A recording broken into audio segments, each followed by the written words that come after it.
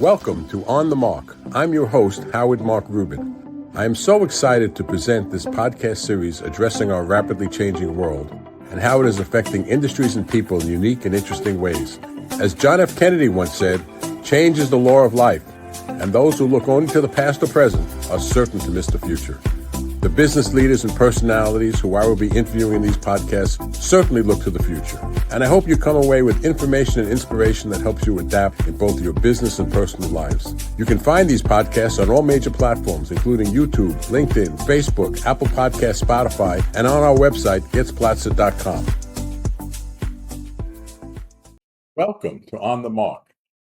I'm Mark Rubin, and my guest today is Alan Way, who's the Executive Director of Private Clients for Louis XIII Americas, which is a leading, probably the leading cognac brand in the world today.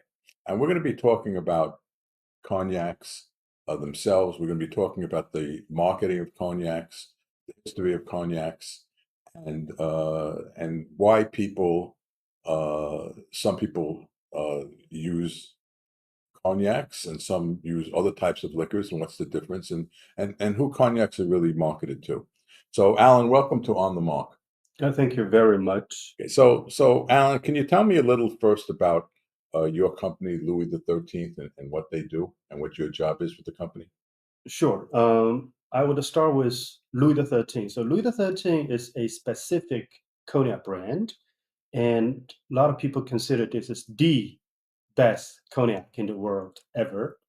And the Louis XIII is the top brand from the house of Rémy Martin. And the Rémy Martin is one of the houses from a company called Rémy Cointreau, which produce the high-end spirit brands in the world. So today we are going to talk about cognac, but more specifically Louis XIII, which is the ultra luxury cognac brand in the world. Well, let me get this question because everyone's always interested in this. Of your line, what's the most expensive cognac that you produce and market? What's the retail for?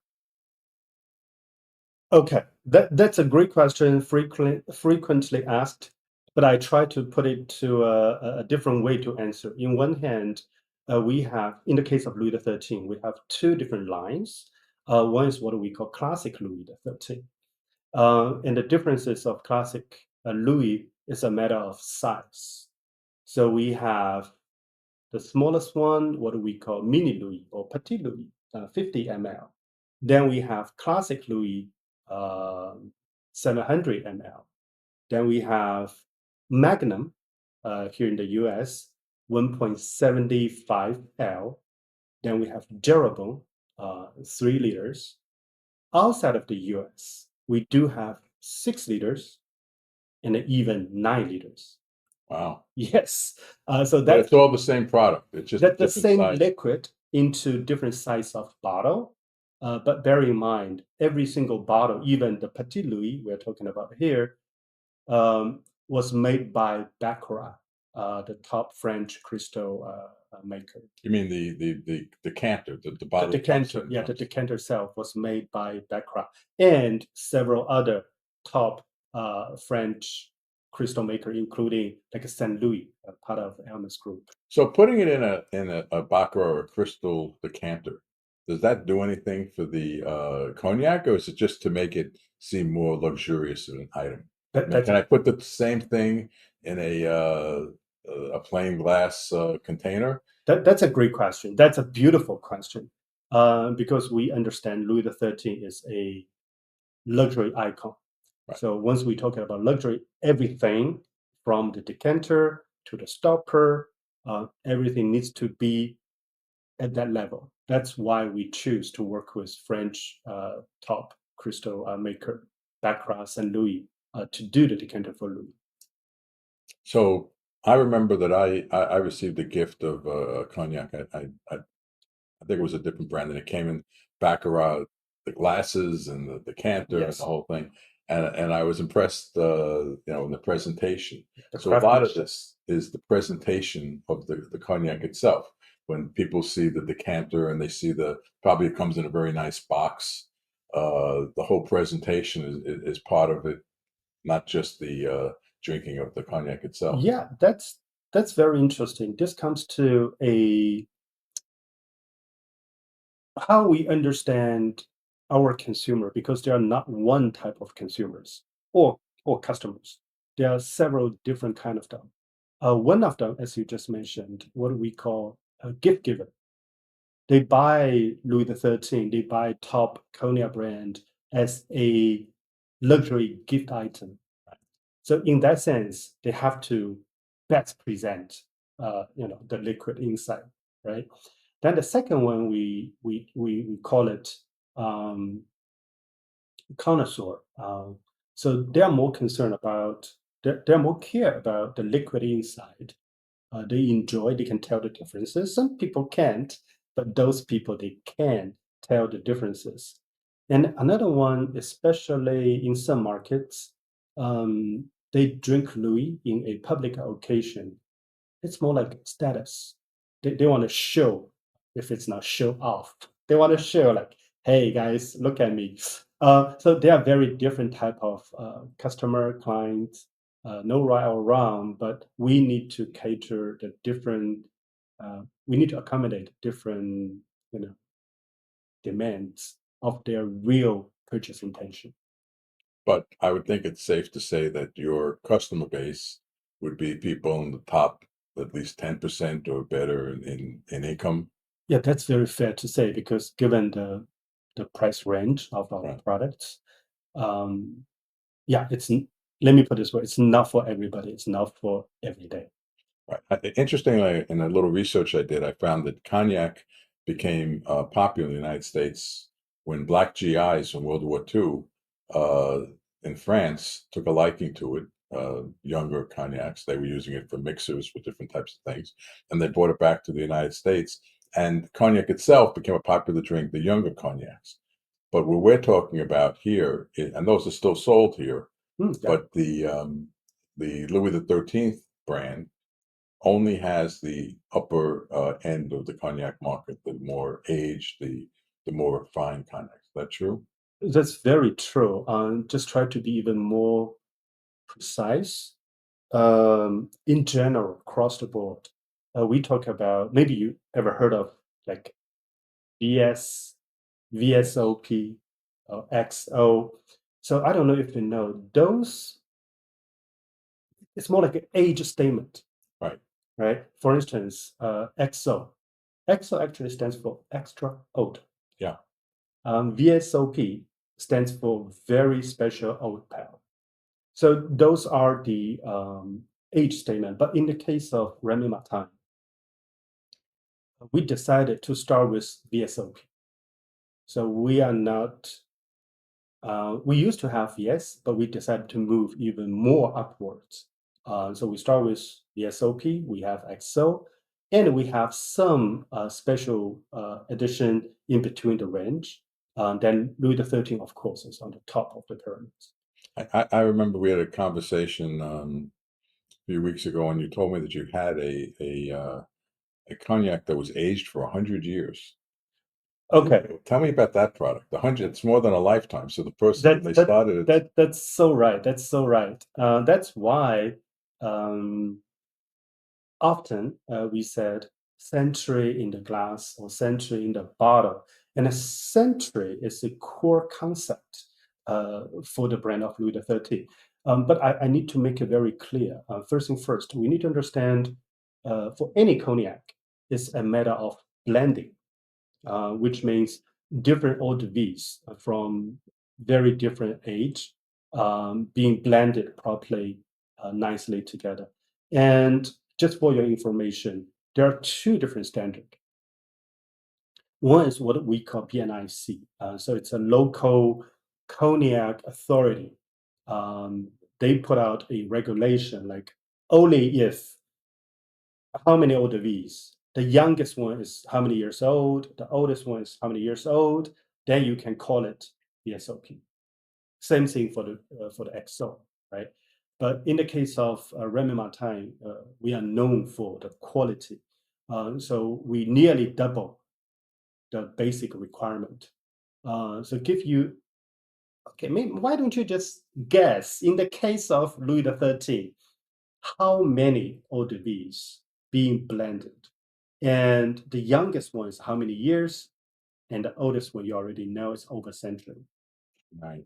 Well, I would think you'd probably have 15 or 20 15 or 20 different eau de vies. different blends for the different versions of it. That That's a very good guess, although it's far from the reality. okay, how many? So, in the case of Louis XIII, we are talking about 1,200 Oh, I was close.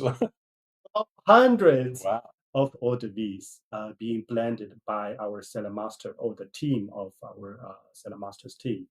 And the youngest one is over 40 years, and the oldest one is over a century. And so let's go through the process a little bit. As Yeah, I please. understand it, we start off with wine, and it's got to be wine from the particular types of grapes. You can tell Right. us that it has to be in the Cognac region of France, Very and true. it's very, very regulated. Everything has to be regulated to be able to use the Cognac name. Then Right. they do a distilling process, and it becomes brandy. I won't go into that because we'll use too much time of, and it Uh, becomes brandy. But not all brandy is cognac, but all cognac is brandy. Is that correct? that's very correct. So, Concept wise. so tell us from the time it becomes brandy, Okay. how does it become Let's cognac? let's be very let's okay. Just follow me. Okay. Um, Cognac. So we understand cognac not only the name of a category, but also a name of a place Yeah, in France. it's like And the champagne. It comes from Champagne region of champagne, France, and yeah, cognac comes from the cognac. and actually champagne is from a region. What do we call Reims? Right. Reims, Reims. And eau de cognac comes from the region of Cognac region. And within Cognac region, we have 6 different growing areas. And right in the center, which everyone knows, right in the center, what do we call a Grand Champagne or Petit Champagne? Okay, everybody consider this is the best area of growing the grapes in the Cognac region. And Louis XIII is proudly to say every single grape is from Grand Champagne or Grand Champagne, which is the best growing area or the best crew in the area of Champagne. Then talking about the grape itself, it's a very unique one called Uni Blanc. Okay, we don't go that far. So uh, from grape become grape juice, become wine, then distill for the first time, for the second time becomes what we call eau de vie. Then we put eau de vie into the barrel or cask, Is it a aged. special cask or is it just any cask? Okay, then brings to another interesting question. If I may, I believe you know we call those luxury car limousine, Limousines, right? limousine, right? But have you ever thought about why we call those luxury cars limousine? Any particular reasons? No. Okay, so limousine is kind of tree, kind of wood growing in the Konya region. And for those luxury car makers, Mhm. they use the wood of limousine to do the panel back then for those luxury cars. Right. That's why they use limousine to call those luxury cars. So we use limousine to do as the tree, the wood for our cask, a special cask. We put our eau de vie into the cask, aging for a year, 2 years. By the time going, the color is getting darker, Right. the aroma is getting more complex, and the taste is getting more rich, and the alcoholic content is getting lower. Lower. Oh, I Getting never lower. heard So that. once out of so right after second distillation, the alcoholic content is somewhere like a 70 to 80, but by the time going, it's getting lower and lower. So this is just one eau de vie, Right. right? Then we're talking about the thousands, very different eau de vie, different age, different profile. At this point, has there been a blend with different grapes? Okay, so Different blending ages? is an ongoing process. So our cellar master and his team work every day to taste, the eau de vie from every single barrel. They put on the notes like, this A probably goes very well with B to create the eau de vie C. Then you can imagine the eau de vie C is better than eau de vie A and eau de vie B. So this is ongoing process until one day, like after years and years, even centuries, here comes a final product of Louis XIII. That's why we keep saying Louis XIII is not the final product of one single cellar master. It's a joint teamwork or efforts of 4 generations of our cellar masters across centuries of time.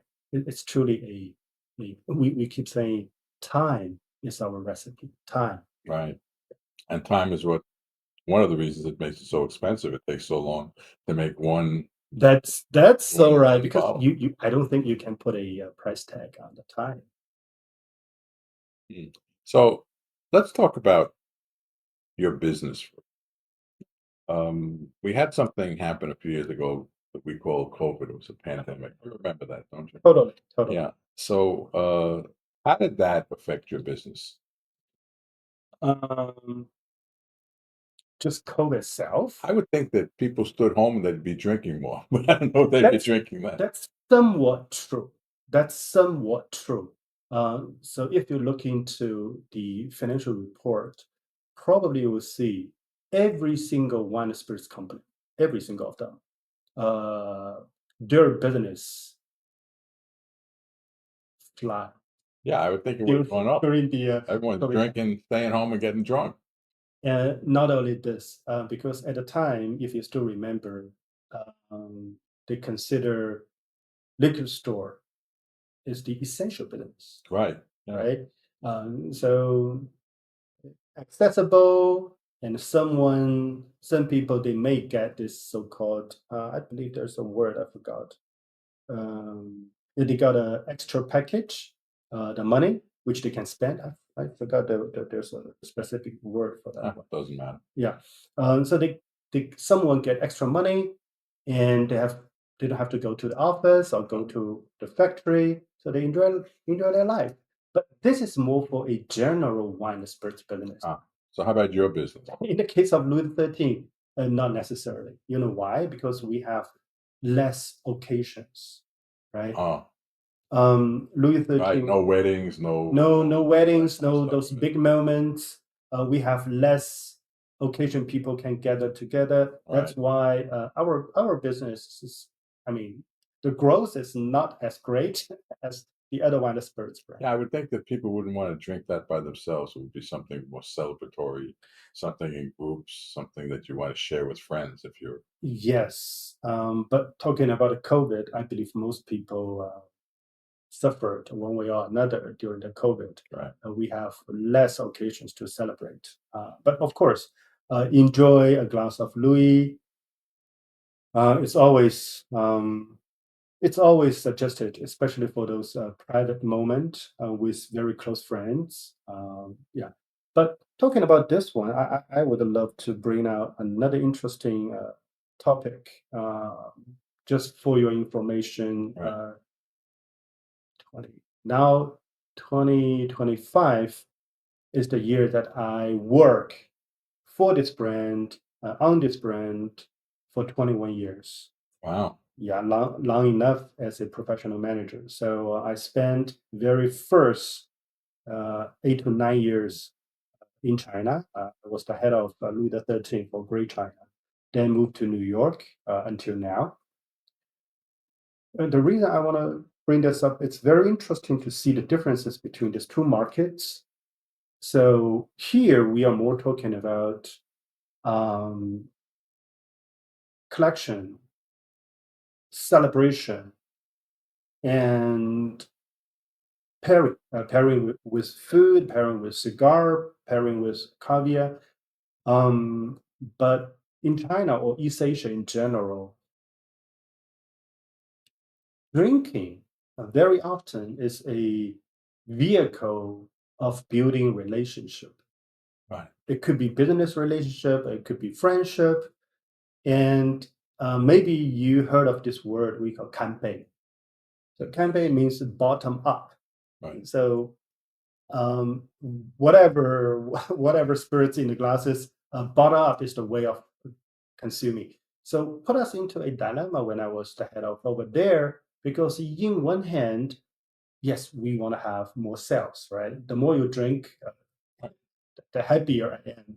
But at the same time, I really want to bring this a proper way of appreciate Louis XIII, which is slow down, take time. The first nose, the second nose, the first sip, the second one. I mean, what do we call five senses? But this is the situation interesting enough over there versus here in the States. So let me ask you about stay with the marketing a little bit. I know that you're the executive director for private clients. Yeah. I can't imagine going into like my neighborhood liquor store Uh-huh. and buying a bottle of Louis Uh-huh. the 13th. If I was going to buy something of that nature, I would probably want to go to someone, buy it directly from the company. I wouldn't go to a liquor store. What percentages of your sales are direct to consumer compared to selling to liquor stores, and what type of how does the distribution work of your product? Okay. Okay. Again, here in the U.S., we have uh, a system so-called a three-tier system. So we are the brand owner, or somebody call it a principal. We sell to the distributor or distributors, Right. then they sell to the retailers or liquor stores, and also to the restaurant, hotels. Right. So we do have two different channels, on-premise and off-premise. Then through the liquor store or through the hotels, restaurants, serve the final customers. So this is a system here in the U.S. Um, it's very difficult, nearly impossible for us sell to the final clients directly. Mhm. However, for any business, as you can imagine, we try to better understand who exactly is our clients and why they want to buy Louis and how frequently they buy Louis. If they are happy, if they are not happy, or anything we can do to further improve our services, our products, or our innovations. So when I came to the US at the very first time, my role is the head of Louis, everything. And at the time, we do not have this function, private clients. You mentioned COVID. Thanks to COVID, make us to think we need to do something different. We need to change. This is how we have this new functionality, private client team. So I was the very first one to test out this concept idea, see if it works. Because the challenges, I'm here in New York, but we are talking about a market, especially I'm talking about the market of Americas. I won't be able to be everywhere to see everyone. So That's North America, Canada, United States, and Mexico. That's your market yeah, yeah, and well, theoretically including those Caribbean countries, in the although Caribbean. I go there not very often. Right. And so the whole idea we need to understand better. And we inspired by the concept of the private banking, for instance, right? Right. This is so how I started this whole thing. So I feel like, hey, why not we work with those financial institutions very first, because they have private clients. They do masterclass. They have their events, and we can be a beautiful uh, addition of their event. So this is how we started. Because for our business, for my day to day, there are always four different things to do: uh, recruit, engage, convert and retain, right? But of course, every day it's like who to recruit, where to recruit, what kind of program we put out to recruit, how much investment we are going to allocate to recruit. The same thing for the engagement, conversion, retention. So, and it's more than just me; it's a team across the region. So, And so can you give me a profile of what a Louis XIII client looks like? Done all this. What would be your profile of that? there's no one single profile, but let's just try to be. Is it male, for instance? Are most of your clients male? This is how I had assumed, Right. but in reality, I do have a lot of women VIP clients, You do. a lot of them. Okay. And Are most of them, would you say, Asian or Caucasian, or is there any particular ethnic um, groups that lean more towards buying okay, your product? so this is a great question. So let me put this way. Let me try to answer the question by sharing what kind of team members that I have. Right. So we do have me, for instance, right? Chinese American, Asian American. So naturally, I have a group of Asian friends. But talking about Asian, Chinese definitely is a big uh, client base. But also, we do see the Vietnamese clients upcoming, a big one, Vietnamese. Then, of course, we have a specific team member dedicated for the athletes, uh, NBA, NFL, uh, and celebrities. I mean, Hollywood, right? I don't know if you ever read a news. I forgot when that was quite a couple years ago. So one celebrity athlete transferred from other team to the New York team. Right. What he did, he talked to us to purchase over 100 bottles of Louis XIII, give to every each of his new Teammates. teammates. And that's very interesting. Like for one particular afternoon, we went into their locker room to put Louis every each, under the Good luck. lockers, put their names down. So once all his teammates back to the room, like, wow, thank you. And the message is like, thank you for having me. This is this a bottle of Louis is my thank you token to every Mm. each of you. So this is another one.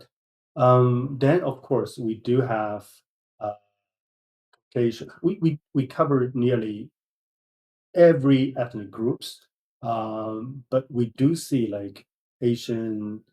Uh, yeah, it's upcoming, getting more and more important. Um, and as I said, the athlete, celebrity. So in general, they are not too young. They are not too young.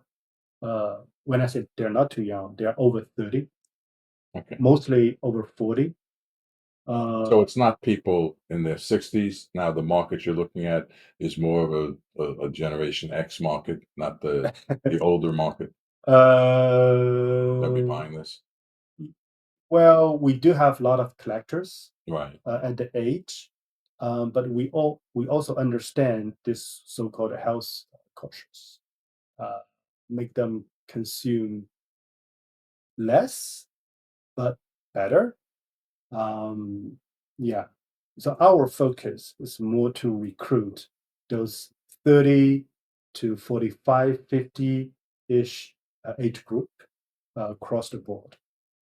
And when you sell these people, you're telling me about your two-tier distribution system that you use distributors to. Yeah, They sell to hotels and they sell to yeah, liquor stores. Now, there is a segment of your business that I understand that can sell direct to consumer. Like when you did with your NBA player, did you use a distributor to distribute that, or is yes. that something directly through you? Yes. So this is not just happened to us, it's happened to every single players because this is a legal requirement. In Right. the case of this players, we still have to work with a retailer, a distributor to do that. Oh, Yeah. So is that a state regulation or is that a federal? Is that throughout the United States? okay, so this is another interesting question.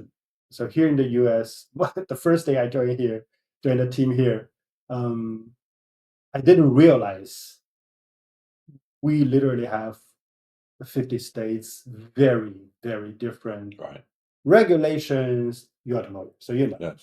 Uh, More than that, and also the tax rate is very different. Right. That's why even my clients, direct clients, ask me like, "Oh, Alan, I want to get a bottle. Tell me how much." I can't answer that question.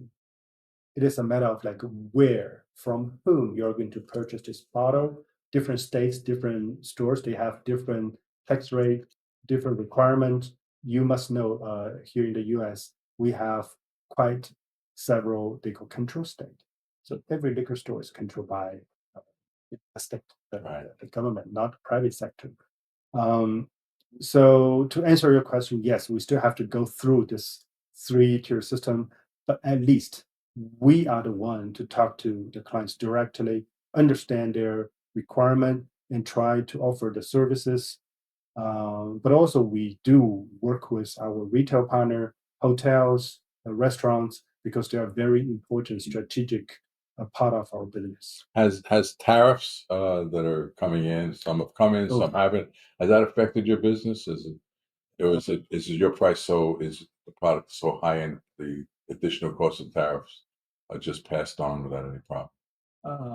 Okay, let me answer this question technically, strategically. You may be aware of this whole tariff at the very beginning. That's a couple months ago. We start to joke because like, oh, 200%. And then we say, if it's 200%, it seems like every each of us will be out of the business. Then okay, 25, and also in the EU and the UK, they have different tax rate. So in our case, yes, we understand, expect the impact of this tariff, but to us, the biggest impact is from this uncertainty. Yeah. Not just us as a principal. Uh, if we don't know what the future looks like, if our consumer don't know what the future looks like, the consumption of this kind of top luxury item will be somewhat restrained. Always hold. Do you package your product overseas, or I mean, there are some issues with tariffs that if you do more here, the tariffs are less and the customs are less. Do you just buy raw product and put it in the decanters and do that here, or is everything done in France? Okay, at this moment, everything has to be done in Cognac in France. Right. But some players in the industry, they did try uh, to bypass this regulation. However, yeah, they are also facing a big backfire in Cognac region. Right. Uh, if I don't know if you've seen some news like a strike in Cognac because Yeah, of that's their livelihood. They certainly don't want because competition. of this. And so the whole situation is kind of complicated and difficult to anticipate clearly at this moment. But for us, business is ongoing, and we have the new management, we have the new products coming. So we are still very confident because try to imagine this product. I mean, House of Rémy Martin, we celebrated our 300 years anniversary last year. So up and downs, it's just part of the normal. It's a big deal now, but if you zoom out from a centuries perspective, Right. uh, it's it's really nothing. And are you affected by upturns and downturns in the economy because people, may be feeling a financial pinch? If inflation is up, does that affect your business? Does it, or is your clientele so selective that they're not really affected by economic conditions in the U.S. and the world? Well, I believe this economic up and down do do impact everyone. Um, However, our business is still kind of stable. Um, but as a whole, you do see uh, some challenges because the challenges come from two different directions. Probably you know from the news, the whole luxury sectors uh, suffered somewhat. Different companies, different category, different sectors Right. suffered in general. We are we are one of the luxury products, but at the same time, spirits in general, um, more spirits than wines, because normally people put wine and spirits together. But spirits, we do have a big challenge we need to tackle because for the younger generation,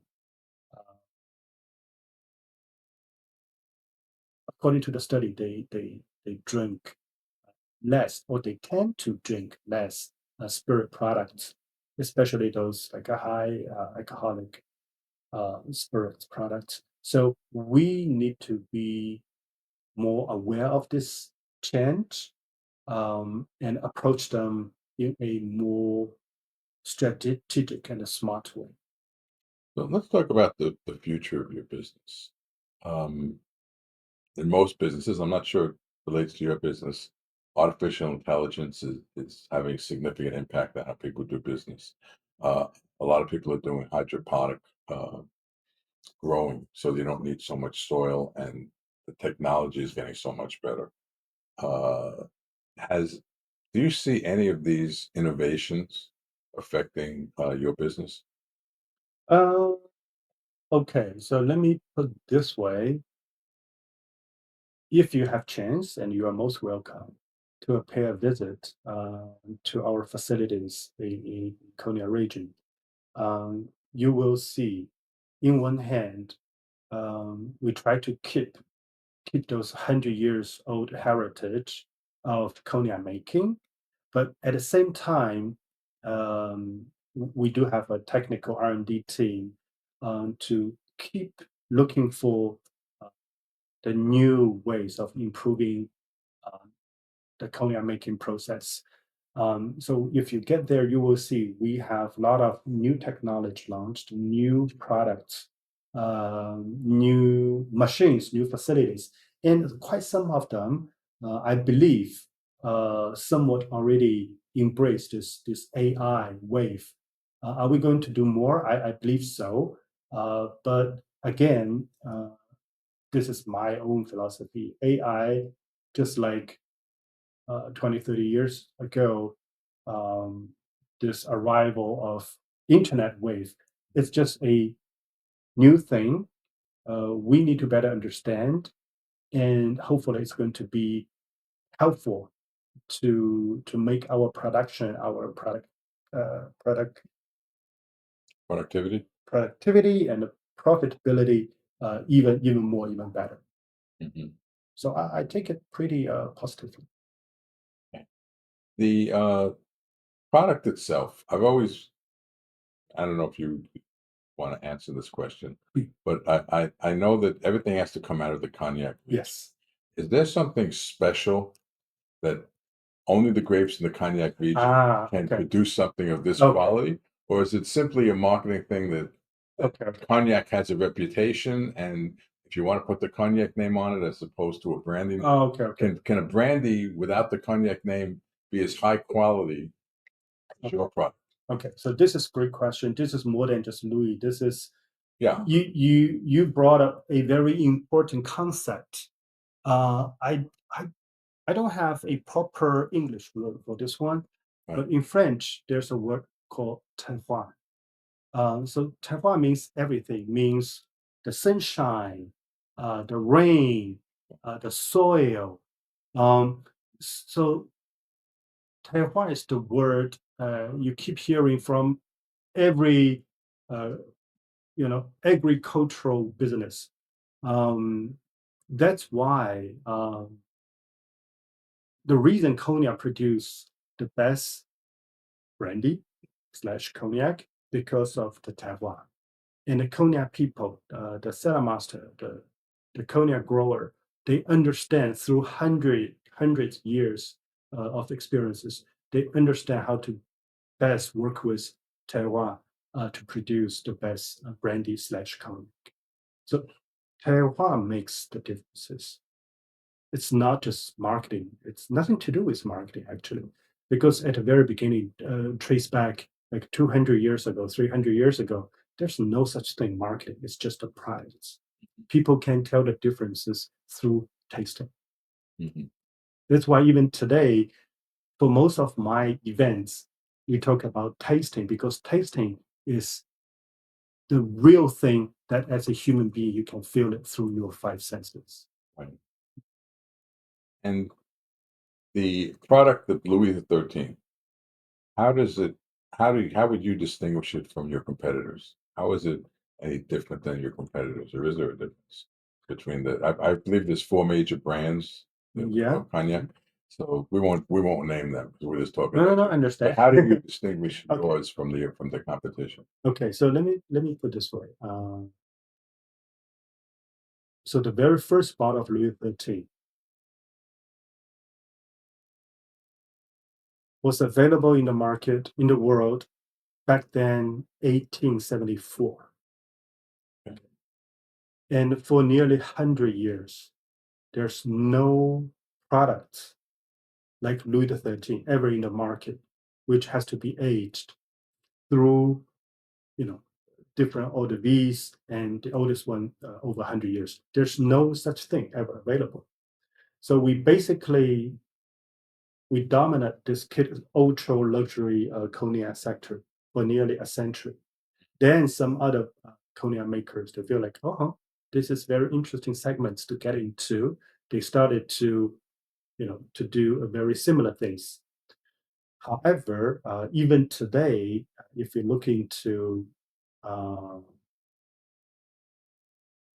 the industry report, you will see for us, Louis is a real business. For some other players, this is more like a strategic uh, product mix because for any brands, they need to have a strategically laid out product mix Right. from VS all the way to the top luxury one. They need to have everything in place. But business wise, not necessarily um, not necessarily as big as Louis it is today. But talking of, again, come back to the product itself. A lot of people, a lot of collectors, a lot of my clients, they did this kind of blind tasting. They pull out a glass of Louis, a glass of some other products. They taste. They can easily tell this is the Louis they like. Um, so because I, I'm the representative of Louis. Yes. So I'm not here to judge, but I just let you know what kind of feedback from our clients. Well, I know that I and some of my clients are having a tasting. Yeah.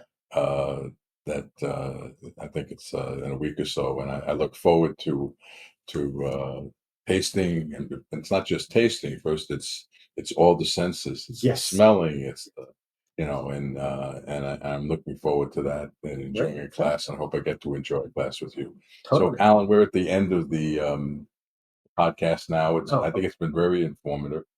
I think that for people who can afford and enjoy and appreciate high-end cognacs, I hope they have the opportunity to taste Louis XIII. And I would raise a glass, but we're not allowed to drink on the podcast. So I would wish you all a good day and cheers to everyone cheers. out there. Thank you. Cheers. Thank you. Bye Thank bye. you, Howard.